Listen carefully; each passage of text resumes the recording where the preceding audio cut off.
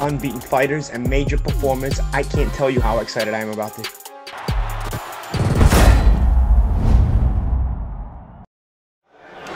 Wingy Boxing, IFL TV, in association with MTK Global. I'm here with Sean Masher Dodd, the People's Champion, getting the loudest cheers. How are you feeling? Good, mate. Yeah, really good. And thanks for coming to see us. I film as well. Made up, Bruce Buffer. No, I mean Michael Buffer. I was calling him Bruce. And one of the security said, "Don't call him Bruce." I said, "Why?" And his name's Michael. It's like, oh yeah.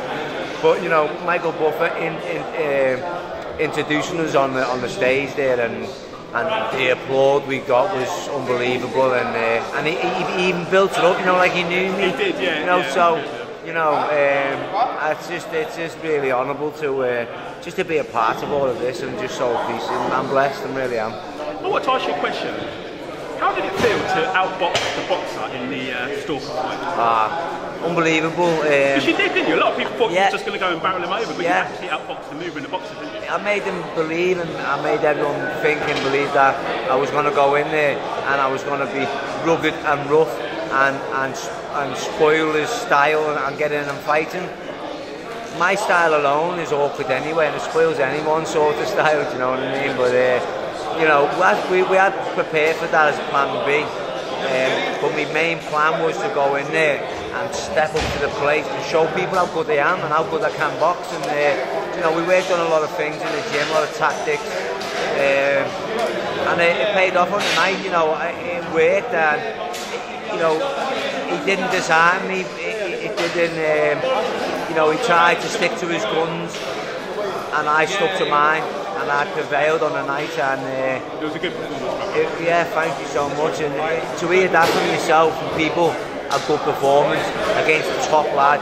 No disrespect to Tom. And I did say, I got into his head to say, like, yeah, you can box, but you can't fight. And I made out that it was going to be a fight. And I went in there and I shocked him. I boxed, I shocked his corner. Vaughan and all that come in and said, we did expect that. We couldn't get away from this and that. And I think I just called Tom in the moment that he was expecting me to then box for a little bit and then end up going into a fight, and he thought he was waiting for that to happen, and it didn't happen. And I think he was waiting, and as he was waiting, the rounds were going and the fight was won, and I was just happy that I performed so well. Yeah. Tommy Coyle shows a lot of heart when he fights. He's aggressive. How are you, obviously, I should give away gameplay, it's always difficult asking these questions, but are you sort of looking to go head on, or are you just going to see how the fight progresses? Because you've got a lot of support. Does that ever fire you up to change your style when you're in there? Or do you think, no, I'm going to stick to what I'm going to do regardless of everybody cheering? You've got a lot of support. Yeah, I've done that previous in say early career. It was only a couple of fights ago when I was fighting, 4-6 round fights, and I was you're in small hall venues and the atmosphere is electric and everyone's behind you, and sometimes you get a bit eager, get a little bit ahead of yourself, and then you're lucky that it's only 4 rounds or whatever, so if it starts getting dragged into a bit of a fight, the fight's over and you're like, whoa, I was lucky there, should have stuck to my guns. So, but I have learned now on these long fights and these big occasions to use the fans, the support at my will. So they're always there, I can always hear them, I always feel them. Yeah, so if I need them, I'm always needing them, but when you really need them, there's something in there that goes, right, guys, you hear them a bit more, they give me that little push, and I go through. And it's happened in a couple of the fights, the Appleyard, the Batira fight, Buckland fight, Cardle fight. It's happened probably in all of the fights, but not all the time. It's just when I've needed it, I've used it to my advantage. So they've helped me in a big way, and I get through a tough stage in a fight, and I get back on top, and I get back to the way. Where does that come from, this rabid support you've got from the fans? What do you think is the origin of that? Because you've got that sort of momentum. I'm not going to say big names, but you've got that momentum of fighters like Patton when they had that following. And I can see if you keep progressing in your career, you're going to have a massive, huge following. Where do you think that's come from? Because a lot of fighters would love that, wouldn't they? Yeah. Do you know what? I truly don't know for sure. Like, I've got no answer to that apart from probably just being myself, taking big risks and big opportunities, and defying the odds. And I think when you see an underdog, or you see someone who's just honest, who's overachieved, he's the underachievers overachieved the cards stacked against them, and they prevail. You come through something tough, you look down and you think, you know what, good on him there, good on him. And I think maybe people are just, you know, backing me for that, because I'm just giving it all I've got. I haven't had nothing handed to me on the plate. I've come through everything the hard way. I've worked hard for everything. It's not easy, and I'm honest about it all. And I think that's all I can really say. But unless they tell you something different. But I'm just doing my thing, yeah. Tell me about your style. I love watching you fight, because sometimes the hands are low, sometimes you dip, you duck, sometimes the rhythm's off. It's hard to pin your style down. Would you agree with that? It's not. That is my style. Wait, where does it come? Did I describe that all right? That's perfect. Where does that come from? Do you know where it comes from?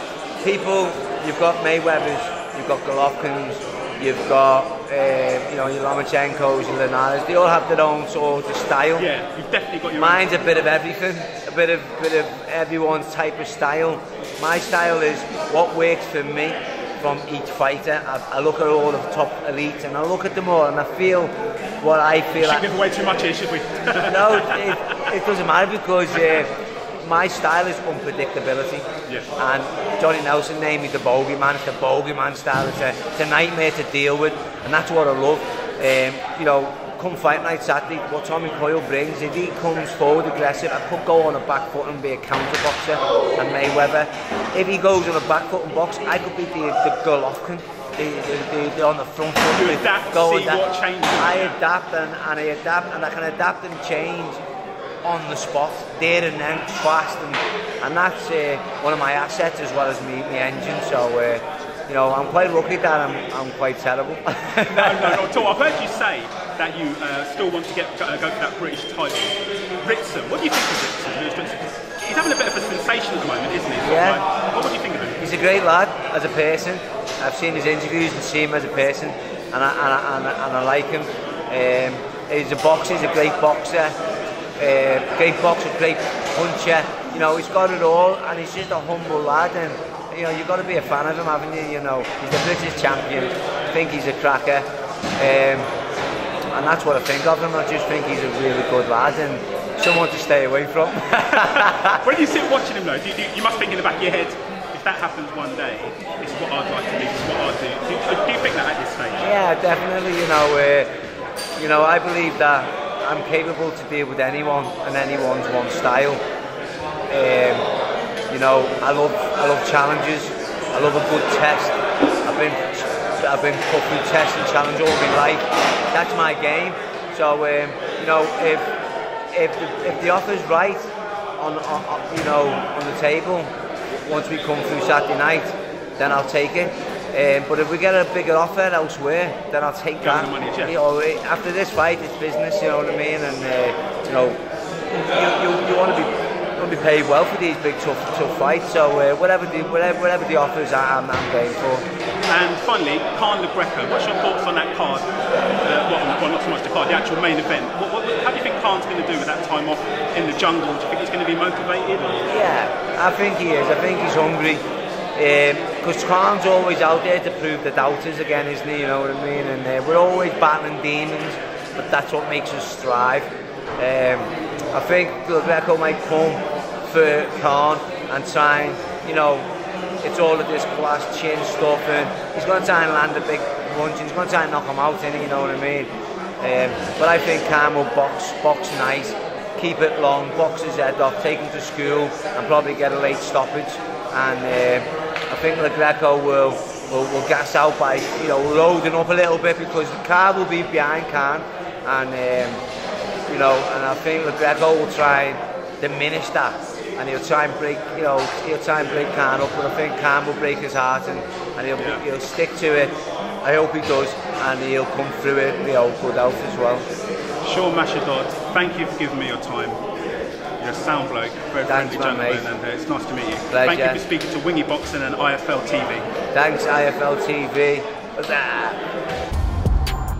3 rounds, 3 minutes, 3 fights. Unbeaten fighters and major performance. I can't tell you how excited I am about this.